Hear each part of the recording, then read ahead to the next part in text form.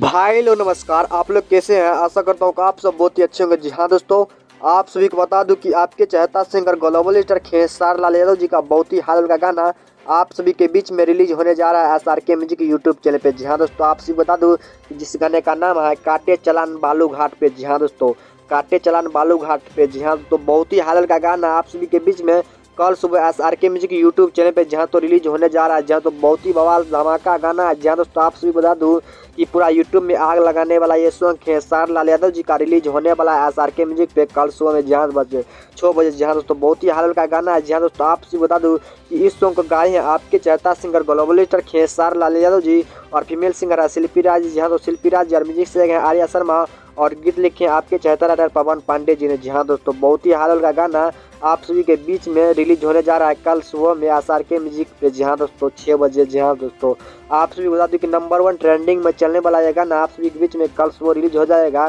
तो आप लोग कल सुबह में SRK म्यूजिक यूट्यूब चैनल पर जाकर मोबाइल को रेफरेंस करते रहिएगा, क्योंकि आपके पास आपके यूट्यूब में कभी भी आ जाएगा। मोबाइल को रेफरेंस करते रहिएगा। जी हाँ दोस्तों, मिलते हैं वीडियो के साथ, तब तक के लव यू।